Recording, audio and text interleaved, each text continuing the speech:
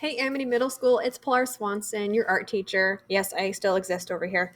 All right, so I wanted to share something with you all because I've been doing this with my students, and I am seeing a lot of benefit in this little short activity. In terms of time and preparation, it doesn't take a lot of time. I will include the lesson plan for you, so all the hard thinking is done. But the little fun activity will have students physically mark making and playing with color and thinking about what they need or who they are as an individual. This lesson is called the Circle of Control. In terms of materials, all you are going to need are some markers, colored pencils, anything that is bright and colorful that you already have in your classroom is what you can use for this.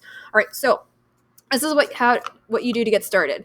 In terms of paper size for your students, something small is always the easier and better route. So I have students work on a small piece of paper. This is about 4 inches by 3 inches. So anything about the size of a sticky note would be perfect. But if a little bit bigger, that'd be ideal. I'm working a little bit larger because it's going to be easier for you all to see.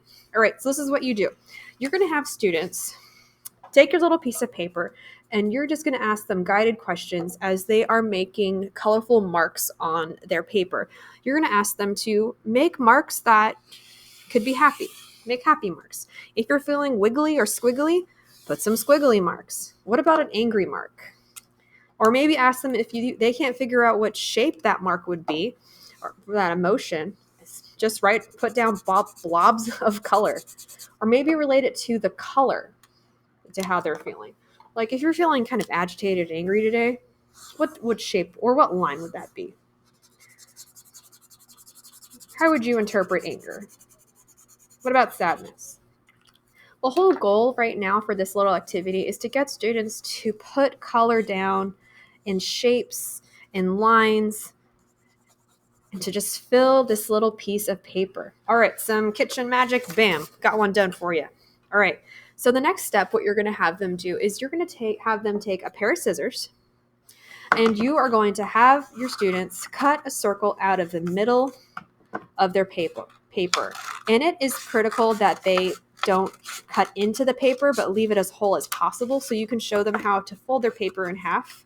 The size of the circle does not matter as long as you have two pieces. You have a circle, which you cut out, and then you have the larger piece of paper. This is where it gets fun. You are then going to have your students answer a variety of questions while holding up their circle or their whole piece of paper.